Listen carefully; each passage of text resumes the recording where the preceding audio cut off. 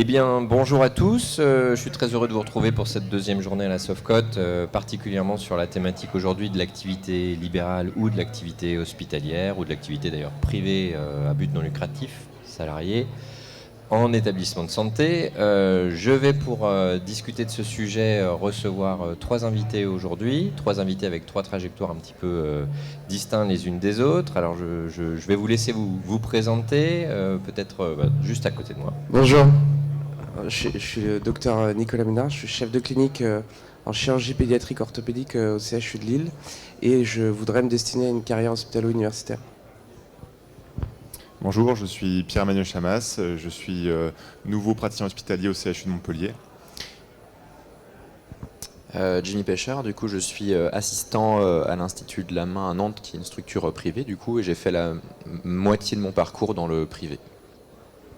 Donc moitié de parcours dans le privé, donc plutôt libéral, plutôt PH orientation universitaire. Ok, donc on a un rayonnement un petit peu complet. Alors on lit à l'Observatoire des professionnels de santé, au Conseil de l'Ordre, qu'il y a 52% des orthopédistes qui exercent en activité libérale, donc légèrement plus de la moitié. Si on lit un peu plus entre les lignes, il y en a 23% qui sont purement hospitaliers et il y en a quand même 25% qui ont une activité mixte. Donc ça veut dire dans l'activité mixte qu'il y en a quand même un certain nombre qui ont une activité libérale. Donc si on regarde un peu autrement, on a l'impression quand même que quasiment 3/4 de la profession a une activité libérale, soit complète, soit pour partie. Est-ce que ça vous surprend ? Moi ça ne me surprend pas du tout, c'est l'idée que j'ai de la chirurgie orthopédique, une majorité de chirurgiens libéraux, certainement comme les autres spécialités d'ailleurs, et un peu moins dans les hôpitaux, et notamment les hôpitaux, les CHU et les centres périphériques. Pourtant, vous voulez faire une activité hospitalière. Ah tout à fait. Mais c'est l'objet du débat, effectivement.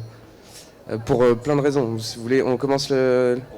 On va tout de suite commencer le débat, mais juste une réaction d'abord sur ce chiffre, 3/4 d'orthopédistes en activité libérale. Moi non plus, ça me choque pas du tout, en sachant que, j'ai pas précisé dans la présentation, mais j'ai pas forcément encore pour objectif certain de rester dans le libéral. J'ai un parcours en fait inverse, c'est-à-dire que souvent on fait hospitalier, public, puis après on choisit si on y reste ou si on va dans le libéral. Moi j'ai un parcours un peu différent parce que je suis dans le libéral et avec la possibilité potentiellement soit d'y rester, soit de retourner dans le public parce que je suis encore dans un parcours en fin de formation, on va dire.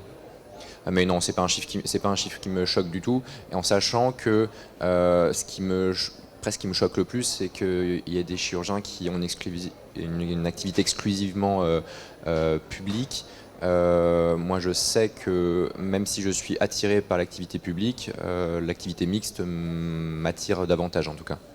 Ça me permet de donner la parole à Pierre-Emmanuel. Vous êtes PHC, vous allez devenir PH titulaire. Donc une activité exclusivement hospitalière, peut-être avec un exercice libéral hospitalier, peut-être à un moment donné, mais ça vous fait réagir du coup ce que dit Jimmy ? Alors moi je trouve ça tout à fait normal, et même comme je rejoins Jimmy, c'est-à-dire qu'il faut comprendre qu'actuellement les CHU même nous poussent à faire un exercice mixte avec une augmentation de l'activité libérale, car il faut comprendre qu'il y a une redevance, alors qui est différente dans chaque centre, mais qui est directement reversée au CHU.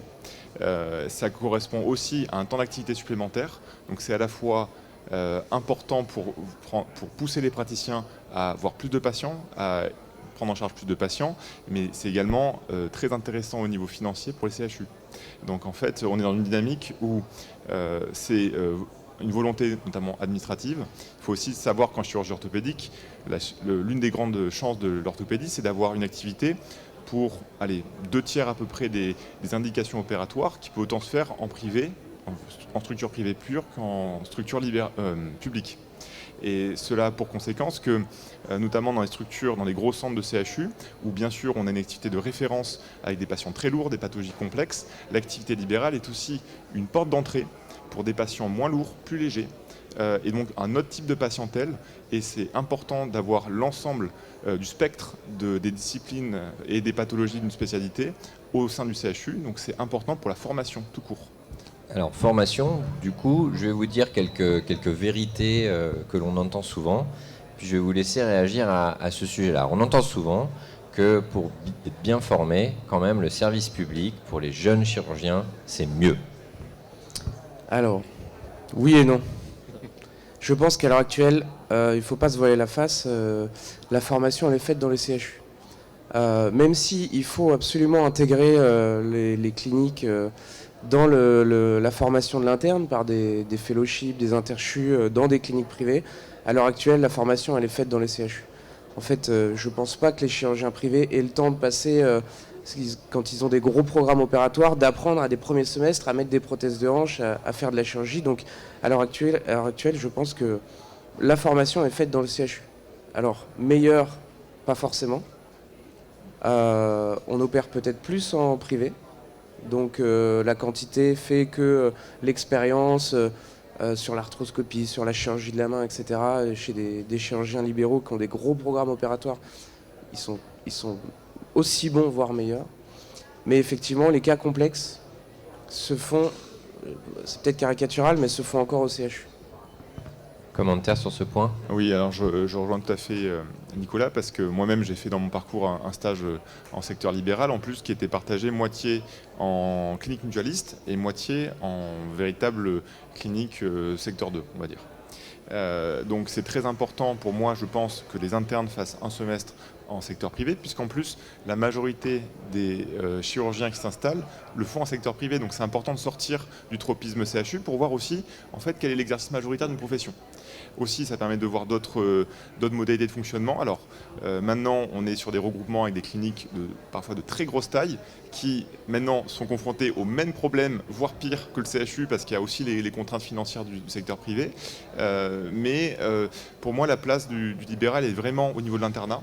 Parce que par contre, ce qui est certain, enfin, de mon point de vue, après Jimmy nous apportera une modulation, c'est qu'au post-internat, c'est-à-dire au moment où il y a vraiment un chirurgien qui est encore supervisé mais qui est en autonomie, eh bien, le secteur libéral n'est pas adapté pour ce type de pratique.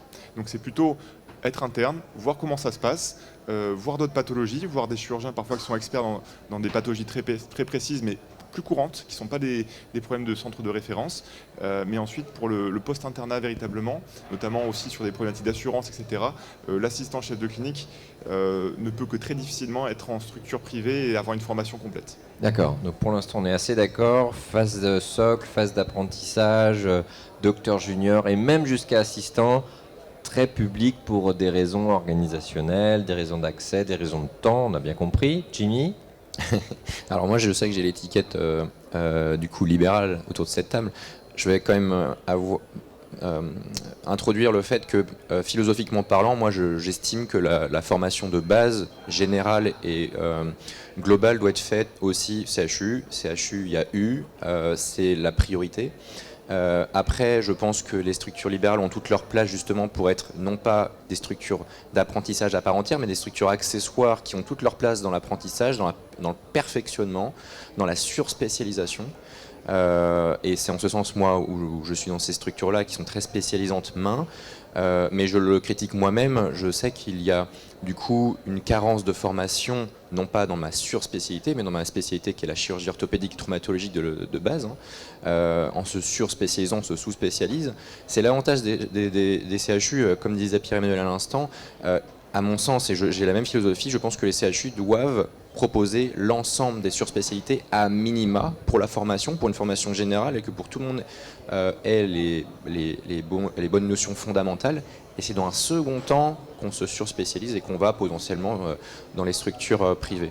Mais j'ai l'impression, en tout cas, moi, c'est ce qui se passe dans ma région, en tout cas, c'est qu'il y a un désengagement parfois de certaines pathologies étiquetées comme simples, justement pour privilégier, pour se concentrer sur les pathologies lourdes, les patients lourds, les polytraumatisés. Donc il y a un désengagement qui fait que la formation, elle peut ne plus être complète dans certains domaines. On le voit notamment sur la main dans certains centres, sur le rachis dans d'autres. Et donc il faut pallier à cette carence de formation. Et donc les structures privées, parfois, sont une bonne alternative. Ouais, Pierre-Emmanuel, je vais vous laisser la parole, mais juste, du coup, quand même, il y a quelque chose qui m'interpelle, c'est que si, on va dire, la formation initiale, elle doit être, et c'est à peu près votre consensus, réalisée au CHU, mais qu'ensuite, souvent, l'hyper-expertise va être plutôt dans un fléchage privé, libéral ou privé à but non lucratif, peu importe. Mais en tout cas, hors CHU. Néanmoins, il faut quand même des formateurs au CHU pour pouvoir arriver à continuer à former sur ces pathologies. Ça pose quand même un sujet s'ils sont tous partis dans le secteur privé. Je ne sais pas si vous avez un commentaire à apporter dessus. Alors, oui, je vais rejoindre ce problème, c'est-à-dire que le cœur de la formation, c'est la collégialité et c'est le compagnonnage. Et ce qui est très important, et c'est ce vers quoi se dirigent maintenant des structures privées de taille intermédiaire à grande, c'est d'avoir des staffs, c'est d'avoir des discussions de dossiers, c'est d'avoir un vrai accompagnement de l'interne qui n'est pas seulement une position d'aide opératoire où en fait l'interne n'est que là pour aider la chirurgie qui se fait, parce que parfois c'est aussi le cas. Quand il y a un parcours de collégialité, là il y a vraiment un intérêt de formation. Et pour rejoindre cette réflexion, il est vrai que là actuellement, il y a notamment des CHU qui sont en difficulté d'équipe. Alors pour plein de raisons, c'est pas ici qu'on va pouvoir en discuter, et qu'il y a parfois des gens d'une très grande expertise, de niveau national voire international, qui voilà, pour différentes raisons sont amenés à quitter la structure dans laquelle ils étaient, soit pour aller dans la même ville à côté, soit pour carrément changer de région ou de territoire. Mais il y a un vrai enjeu tout à fait d'hyper spécialisation qui doit être conservé. Et on est en train, en fait, la logique a été la difficulté des effectifs a été poussée un peu à l'extrême et on est en train de revenir un peu à l'inverse. Alors je cite notamment Grenoble où il y a un chirurgien libéral qui est très compétent et très reconnu au niveau international en épaule qui maintenant est en train de réintégrer le CHU pour fournir justement une activité d'hyperspécialisation. Donc en fait on s'achemine peut-être vers des chirurgiens consultants ou des choses un peu mixtes avec des passerelles qui vont être à nouveau posées entre les deux types d'activités pour avoir un domaine de formation complet. Alors ça tombe assez bien parce que je pense que les évolutions réglementaires récentes permettent justement d'avoir des temps de vacation, qu'on n'appelle plus vacation, mais de PH très courts à 10% ou 20%. C'est peut-être justement là un bénéfice parce que le cadre réglementaire permet du coup de peut-être se réapproprier des expertises qui sont parties en privé. Alors une deuxième grande banalité qu'on entend, c'est on part en privé parce que globalement en privé on gagne 2 fois à 2 fois et demi plus que dans le public. Alors tout à l'heure, vous aviez des remarques très intéressantes sur ce sujet-là, donc du coup, je vais vous laisser commenter. En chiffre d'affaires brut ou oui, alors non, en réalité, en rémunération in fine, non pas juste le chiffre d'affaires, parce que là, c'est encore plus important, mais donc, une fois qu'on enlève toutes ces charges, l'URSSAF, la CARMF, etc., et qu'on regarde vraiment ce qu'on déclare à la fin, avant les impôts, donc il est quand même évoqué ce point de 2 points et demi. Alors, je vais transformer votre question. Un des gros avantages du public, c'est que justement on fait de la médecine. On ne gère pas d'argent. On est salarié, on est payé à la fin du mois, on a toujours son salaire. Peut-être qu'il est effectivement franchement inférieur aux chirurgiens libéraux, mais on n'a pas à gérer tous ces problèmes d'argent, tous ces problèmes financiers, etc. Et on entend, quand on discute avec des collègues qui sont en libéral, parfois, qui ont tendance à se faire un peu submerger par cet esprit d'entrepreneuriat, etc. Il faut dégager du chiffre d'affaires, il faut payer son matériel, son équipe, etc. Gros avantage du public, c'est que moi qui ne suis pas particulièrement intéressé par l'argent, etc., je n'ai pas du tout à m'en soucier. Je suis salarié. Bon, je ne fais pas non plus ça pour rien, enfin, je ne travaille pas pour rien non plus, mais j'ai un salaire qui est fixe. Et j'ai mon nombre de patients, j'opère, je fais ce que je veux, je gère ma vie comme je veux, et j'ai pas besoin d'en faire plus ou moins en fonction de ma réussite financière, entre guillemets.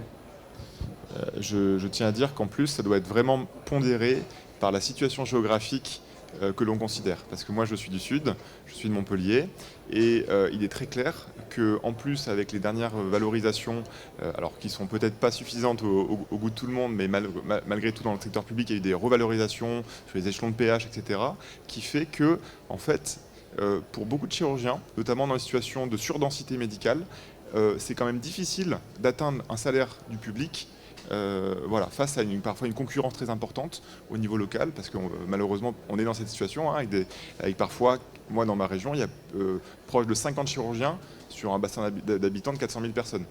Donc c'est quand même, pour quelqu'un qui n'est pas une star locale ou nationale, c'est difficile d'avoir un revenu net équivalent à un revenu public, avec, comme l'a dit Nicolas, beaucoup également de contrariétés et de soucis sur des problématiques de PME en fait. Moi personnellement, alors dire que je regarde pas du tout ce facteur-là, ce serait complètement mentir. Évidemment, ça fait partie des réflexions prépondérantes du choix d'installation, mais isolément, il vaut rien. Moi, je constate surtout qu'il y a une activité qui est complètement différente dans sa logistique, dans sa densité de patients, dans les profils des patients également, dans les pathologies. Il y a plein de choses qui sont quand même très différentes.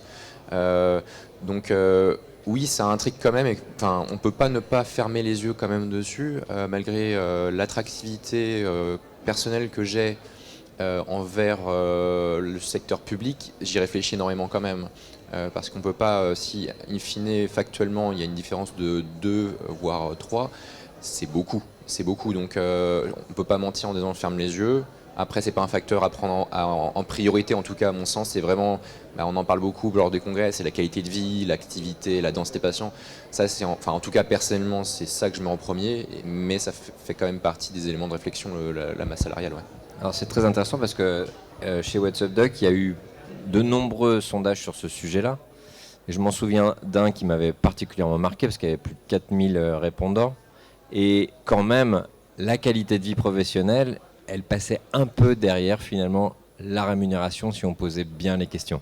C'est-à-dire que de prime abord, tout le monde était là à dire ah oui, c'est quand même la qualité de vie, c'est quand même le type de patient que l'on va suivre, la densité de travail, mais que quand même, je crois que la rémunération est importante. Moi, la sensation que j'ai, je vous livre ce commentaire et je vous laisse réagir, c'est que ce qui heurte en fait parfois, c'est finalement la considération au travers de la rémunération.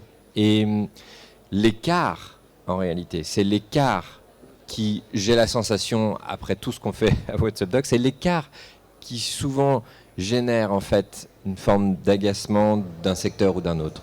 Et un écart trop important me semble être la source finalement de sensation d'être déconsidéré dans un secteur plus que dans un autre.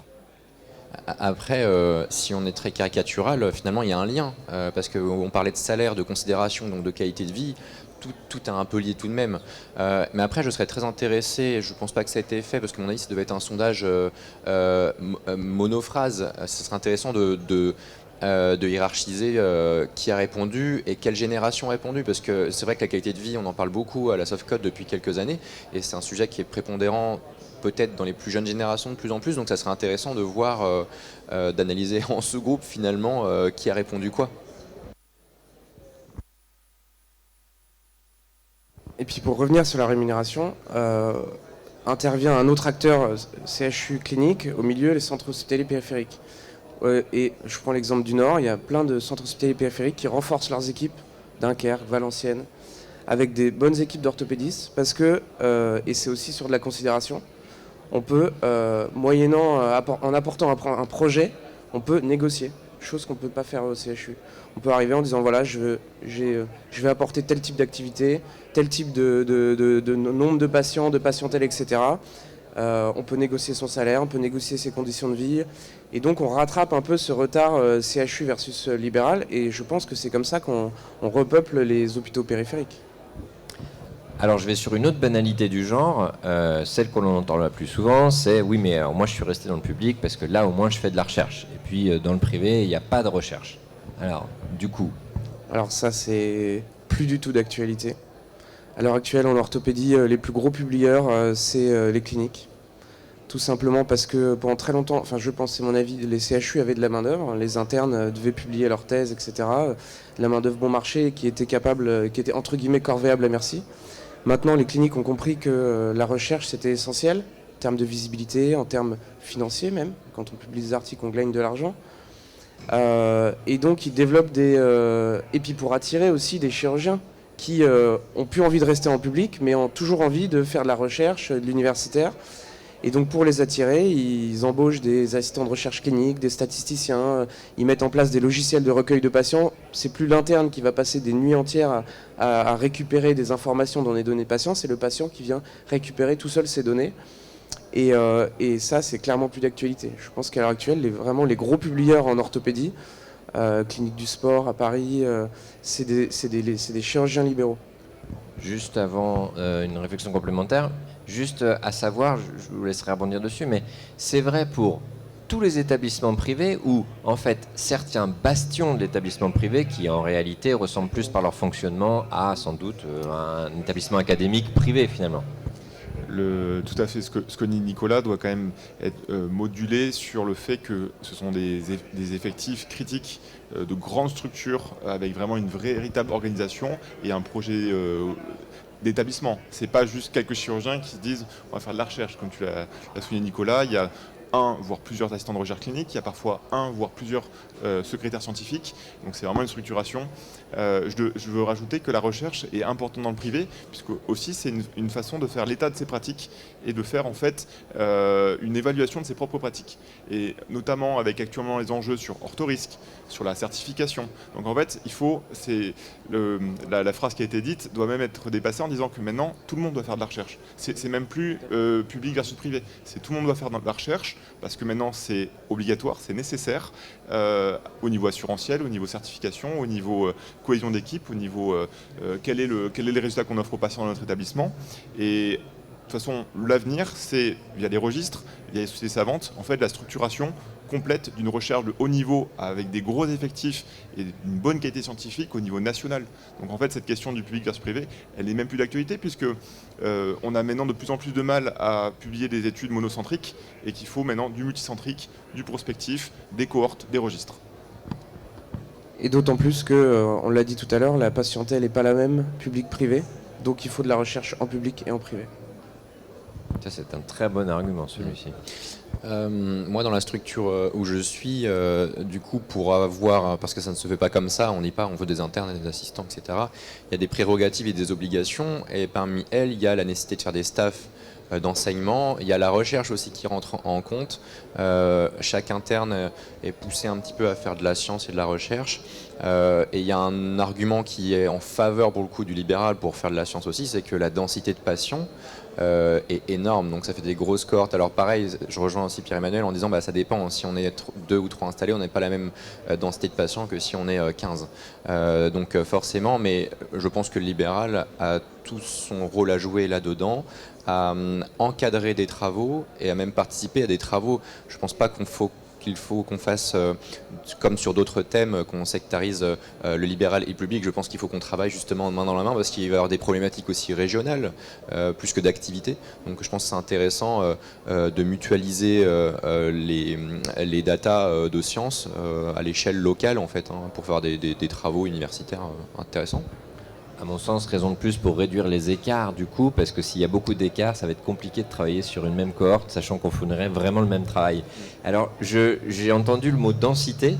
Densité de travail, c'est aussi quelque chose qui est souvent un élément qui est évoqué pour le compte de l'activité libérale, en disant voilà, mais en activité libérale, tu ne vas faire que exercer, opérer, parce que de toute façon, c'est ton gagne-pain.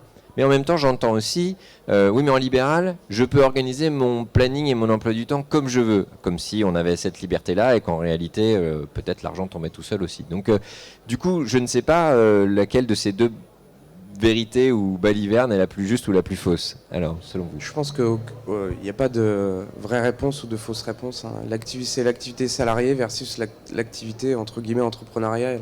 Quand on est salarié... on n'est pas pressé par le chiffre d'affaires, pas pressé par les patients. Alors après, il y a la structure aussi. À l'hôpital, on entend souvent que effectivement, ça tourne moins bien. Un de mes collègues qui s'est installé récemment, il m'a dit en fait, je ne travaille pas plus, je travaille mieux. C'est-à-dire que je passe moins de temps dans les problèmes administratifs, etc. Et je peux faire plus de soins, opérer plus de patients, etc. Ça, je pense que c'est une vérité du privé.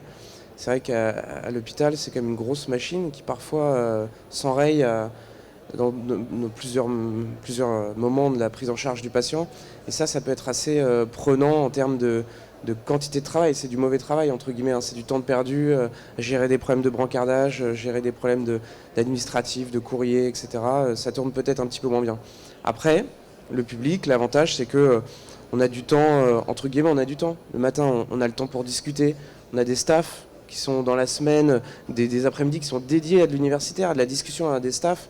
On mange ensemble le midi, on discute des patients, on discute de plein de choses. Ça touche à un autre point, la collaboration, l'esprit collaboratif du public. On n'est pas seul, on peut discuter des choses. Quand on a un problème, on peut appeler son collègue qui vient nous aider, etc. Ce qu'il y a peut-être un peu moins en privé. Donc sur la quantité de travail, oui et non. Il faut quand même voir que la quantité de travail en privé, elle peut être monstrueuse en termes de densité, parce que justement, de pouvoir mieux, entre guillemets, opérer dans de meilleures conditions, c'est parfois être sur 2 salles, en ping-pong, avec un chirurgien qui ne touche pas terre de 7h45, 7h50, jusqu'à 19, 20, 21h, avec la visite, avec des problèmes surajoutés en parallèle que le secrétariat ne peut pas afficher, et en plus, avec justement les établissements de taille intermédiaire à grande qui ont des nouvelles problématiques d'organisation, qui sont en fait maintenant, les très grandes structures sont maintenant confrontées à des problèmes dits de CHU. Et en plus de ça, quand ils veulent structurer la recherche, de la formation, de l'enseignement, des workshops, eh bien, ils ont aussi du temps qui était auparavant libre, qui doit être consacré maintenant à ces nouvelles tâches. Donc en fait, on est plutôt à une frontière où les choses sont en train, je pense, de se rapprocher, avec chacun qui malheureusement ou heureusement, je ne sais pas, va partager des contraintes à la fin communes et des situations d'exercice en fait communes. Je vais te laisser, Jimmy, redonner ton avis, mais c'est ce que je disais au début. J'ai l'impression qu'à l'hôpital, on a le temps de faire les choses. Alors, parfois, c'est un peu énervant quand on a 1h30 d'interbloc, mais on a le temps de faire les choses. On n'est pas pressé par la structure.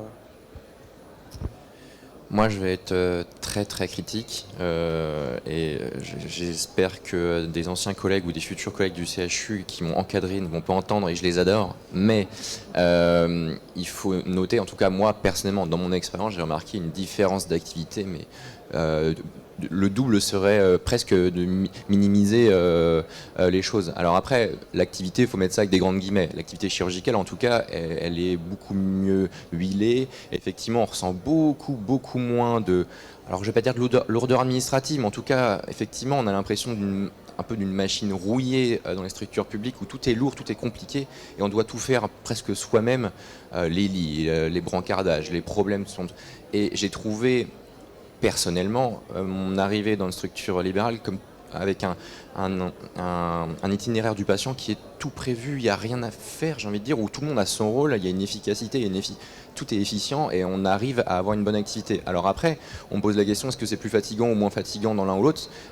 C'est exactement pareil, c'est juste que l'activité est un peu différente. Moi, je me fatiguais plus. Et c'est ça que je critique, je me fatiguais plus à faire des activités qui n'étaient pas du tout de mon attribution, en tout cas activités de gestion administrative que je ne fais plus, et donc du coup je peux complètement me concentrer sur la chirurgie. Donc là pour le coup la densité elle est pour moi complètement différente. Ça tient au staff, à l'organisation ou aux médecins chirurgiens qui sont là ? Alors, ça serait trop facile de dire c'est pas notre faute, c'est la faute des autres. Je pense que c'est une multitude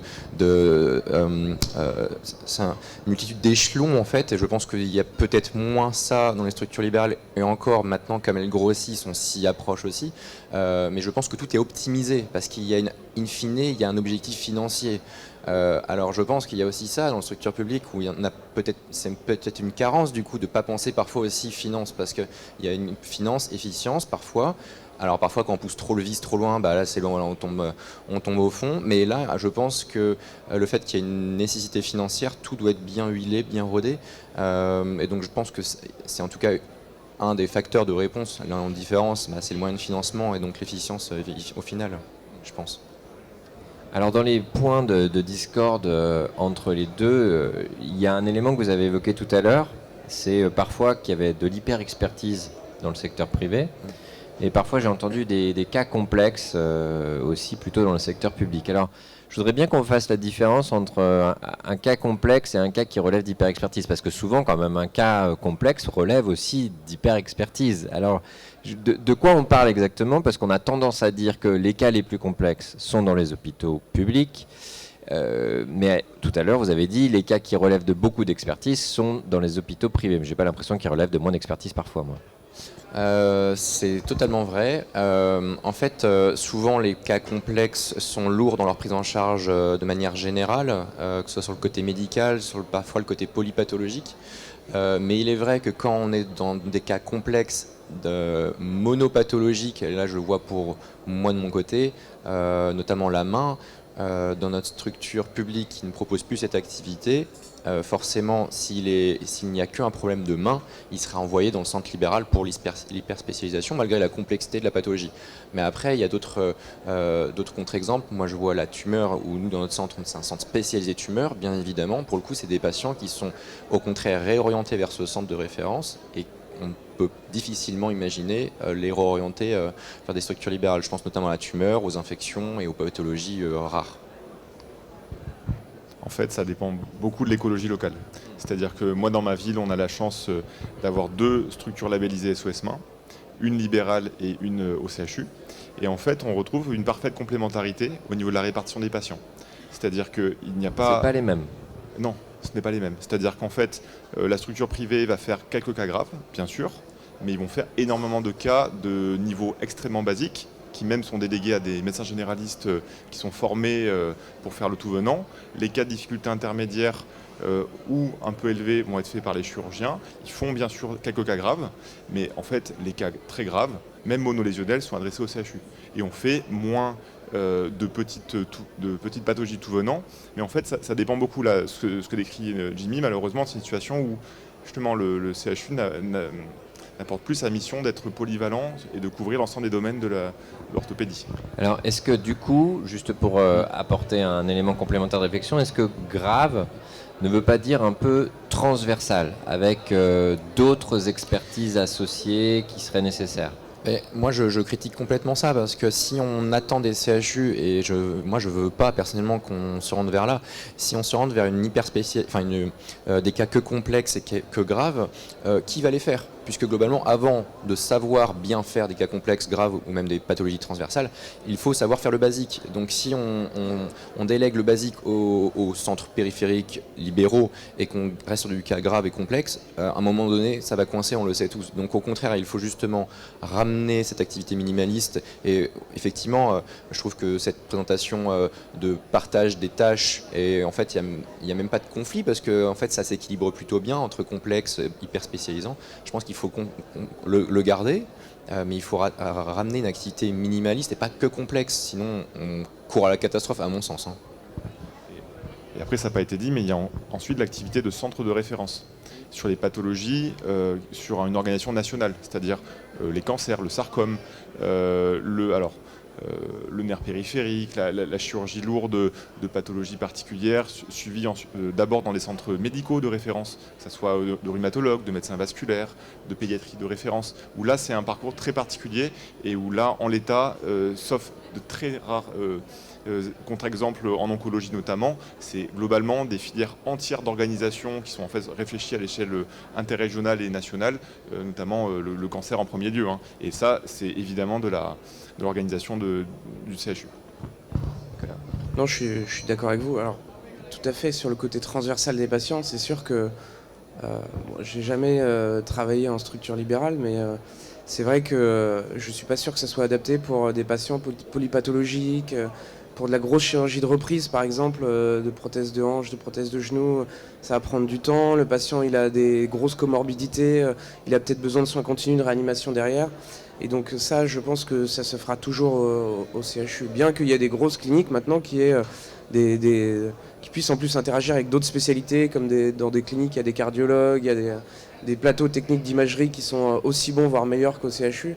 Mais je pense que les gros patients lourds, polypathologiques ou avec des pathologies spécifiques seront toujours faits au CHU. Juste avant, qu'est-ce que vous pensez aussi des patients qui ont quand même des problématiques, on va dire, plutôt sociales? Parce que ça fait partie souvent des problématiques, c'est en lien avec des problématiques somatiques qui se démultiplient. Et un patient qui va avoir peut-être pas de papier, problématique de langue, problématique de remboursement, etc., etc., quand même, c'est l'apanage des hôpitaux publics, ça. Bien sûr, mais justement, c'est pour ça qu'il faut conserver une activité variée, parce que si on se limite, alors on parlait des pathologies complexes et graves, si on se limite à faire aussi la prise en charge purement sociale, l'activité va être moins attractive aussi pour les praticiens. Donc il faut conserver une activité de formation générale, il faut conserver une activité aussi attractive pour que les chirurgiens restent dans le public. Mais je voulais revenir juste avant sur l'aspect... Enfin, ça rejoint d'ailleurs l'aspect public. Ces structures-là qui accueillent des centres de référence sont censées accueillir tout le monde. Et donc, par exemple, nous, dans notre région, en tout cas, vu que la main n'est pas proposée dans le service public, s'il y a une personne avec des problèmes sociaux arrive dans le centre main, ils ont une obligation de les prendre en charge, parce que ça reste une obligation médicale. Mais pour revenir sur le côté transversal tout à l'heure, moi, je vais critiquer justement, pour le coup, je défends beaucoup le fonctionnement dont je profite, mais il y a des limites. Un patient, notamment urgent, s'il arrive avec une fracture de fémur et une amputation digitale, quid de la prise en charge? Parce qu'il n'y a personne qui est capable de faire la réimplantation digitale dans la structure publique à l'heure actuelle de mon côté, et il faut quand même qu'on prenne en charge le fémur. Donc c'est des coûts aussi supplémentaires, c'est une opération du fémur, puis un transfert dans le centre de spécialité, un retour, une prise en charge. Donc ça rejoint aussi les patients lourds qui sont en réanimation. Enfin, il y a des limites à cette hyper spécialisation dans des centres. Donc de toute façon, je prêche toujours mon hypothèse qu'il faut toujours une activité minimale dans le secteur public. On retouche du doigt quand même que dès que c'est polyvalent et transversal, quand même là ça nécessite une organisation de soins qui est la plus transversale possible, qui du coup est peut-être moins experte sur un point, mais en tout cas qui arrive à répondre à toutes les questions. Peut-être que je caricature un petit peu, mais c'est aussi, j'ai l'impression, en structure libérale, une logique de rentabilité. On revient à la logique de rentabilité, hein. Il faut opérer des patients, etc. Et ces patients lourds qui nécessitent des temps d'hospitalisation, qui nécessitent de la discussion entre différentes spécialités, etc. Peut-être qu'ils ne sont pas adaptés aussi pour cette logique de rentabilité en structure libérale, qu'il n'y a absolument pas en CHU. On se pose pas, en tout cas on se pose moins, on commence à se poser la question, effectivement, on commence à modérer, on commence à se poser la question des durées d'hospitalisation, etc. Mais forcément il y a moins cette logique de rentabilité qu'en structure libérale. Et du coup, d'un point de vue de direction d'établissement, d'ingénieur biomède, direction des achats, d'habitude un bloc d'ortho ça coûte tant, X, voilà, et on sait faire ça, et ça a telle rentabilité, plutôt bien d'ailleurs. Mais là, à partir du moment où il va y avoir des investissements qui sont colossaux, qui ressemblent à des investissements de type scanner, IRM, table de coraux et autres, ça va changer un peu le paradigme, et peut-être que du coup, certains établissements privés qui n'ont pas l'envergure suffisante, cette fois-ci, vont pas pouvoir atteindre suffisamment de souplesse pour pouvoir investir sur cette robotique. Je ne sais pas si aujourd'hui c'est un sujet pour vous, mais comme quand on choisit un exercice, on le choisit quand même pour une dizaine ou une quinzaine d'années, est-ce que c'est quelque chose à prendre en compte? Bien sûr, parce que déjà il y a certaines surspécialités où ils ont presque l'obligation, en tout cas de plus en plus, d'avoir une obligation de moyens et donc d'avoir des outils appropriés. Mais moi, à titre personnel, j'ai pas l'impression, et j'ai presque envie de dire au contraire, c'est presque plus simple d'avoir ces robots. Alors après, ça dépend énormément de la taille des structures libérales, bien évidemment, parce que c'est un gros problème financier, donc il faut savoir tout ça derrière. Mais globalement, j'ai eu l'impression que c'est peut-être administratif, mais que c'était plus facile d'obtenir un robot pour guider une prothèse d'épaule dans la structure privée dans laquelle j'étais que pour le demander dans la structure publique, puisqu'il faut le légitimer, le pourquoi, le comment, le projeter avec différents intervenants, différentes commissions. Donc j'ai l'impression, c'est peut-être une lourdeur plus administrative que financière. Ça rejoint ce que je disais tout à l'heure, mais en tout cas, j'ai pas eu l'impression qu'il y ait une grosse différence sur cette robotique à venir. Tout en passant la parole, mais peut-être aussi que ça dépend de l'envergure de l'établissement privé. Parce que peut-être celui dans lequel vous êtes a suffisamment d'assises pour pouvoir l'imaginer, mais j'imagine que de plus petites cliniques, ça va être plus difficile. Non, je suis tout à fait d'accord avec Jimmy. Je pense que sur la robotique en chirurgie orthopédique, ça s'est développé en parallèle dans les hôpitaux et dans les cliniques. On a sur LinkedIn tous les jours, j'ai des posts on a fait notre 100e patient robotique sur des cliniques, etc. Tout simplement parce que c'est des projets que le chirurgien amène à la clinique avec une idée derrière la tête en disant voilà, la chirurgie maintenant de demain sera la chirurgie robotique, si on n'en fait pas, on n'aura plus de patients. Donc là pour le coup, je pense que cliniques, hôpitaux se valent tout à fait ce niveau-là. C'est une question de... Alors le problème financier, même sur les structures privées de grande taille, il y a une vraie pression sur les équipes médicales sur la pérennité des investissements en robotique. Donc en fait, on est tout à fait sur les mêmes problématiques en privé et en public. Mais en fait, ce qu'il faut comprendre, c'est que notamment la robotique, on change complètement d'enjeu. Et on est sur à mon avis, sur deux grandes catégories de choses. La première, c'est un changement de paradigme, comme a connu notamment la rhumatologie et les spécialités médicales depuis 15 ans, où ils sont passés sur des budgets assez faibles de corticothérapie et de méthotrexate à des enveloppes de dizaines de millions, c'est pas des centaines de millions annuels de biothérapie pour suivre des patients sur 20, 30, 40, 50 ans, avec des coûts parfois à 10 000 € par mois par patient, et qu'il n'y a aucun retour financier de cette prise en charge très lourde et financière, hormis bien sûr la santé du patient, mais je veux dire, pour la structure en elle-même, il n'y a pas de retour financier. Donc en fait, c'est des nouveaux budgets. Donc il faut d'une part voir ça comme des nouveaux budgets d'investissement, et d'autre part, il faut voir ça que la robotique, c'est marketing, c'est la visibilité. Donc en fait, c'est une autre réflexion, c'est une réflexion de dire, mon établissement a une visibilité, et on le sait qu'actuellement, il y a des gros problèmes, quelle que soit la structure, en recrutement paramédicaux. Donc c'est une visibilité pour dire, on est dynamique, on a une équipe médicale qui est up-to-date, le patient... C'est encore en discussion actuellement en termes d'evidence-based medicine, mais le patient avec une assistance chirurgicale, c'est pas le robot qui opère encore une fois, avec une assistance chirurgicale aura peut-être des durées moyennes de séjour plus courtes, des convalescences plus simples, moins de complications, des cicatrices plus petites. Donc en fait, c'est une autre façon de penser. Donc, du coup, ça veut dire qu'il y a quand même une réflexion qui va se cristalliser autour de cette évolution technologique, hein, parce que la comparaison avec la rhumato est très bonne. Hein. Il n'y a pas plus de GHS, je pense, adapté pour la robotique que versus sans robotique. Et tout le problème sera là de la démonstration de son bénéfice d'un point de vue médico-économique. Mais en tout cas, il y a cette logique d'organisation. J'entends bien que c'est pareil du coup privé et public. On verra quand même, mais à mon avis, je redis que les petites cliniques, comme on l'a vécu nous pour la chirurgie molle, elles ont beaucoup de mal à faire face à ce défi. Je reviens à un dernier point en me reconcentrant sur le chirurgien lui-même. On entend, et ce sera le dernier point, très souvent qu'en libéral, on est quand même seul. Voilà. Alors, est-ce que ça, c'est toujours vrai, ce qui ne va pas du tout avec les nouvelles générations, ou est-ce que ça, c'est plus du tout vrai, c'était autrefois, et ça dépend de la manière dont on a envie de faire? Alors là encore, j'ai envie de dire, ça dépend des structures. La taille des structures notamment, moi en tout cas dans la structure dans laquelle je suis, pas du tout. J'ai presque l'impression d'être même plus entouré, alors à toujours apprendre avec des... entre guillemets, parce que ça dépend quel facteur on prend. Si on prend le facteur transversal qu'on disait tout à l'heure, hors cas complexe et grave, on a des infectiologues, on a des rhumatologues, on a des kinés, des psychologues, et même entre chirurgiens, on a des staffs, on a des moyens de discuter. Donc j'ai pas l'impression d'être plus seul dans la structure libérale que dans la structure publique.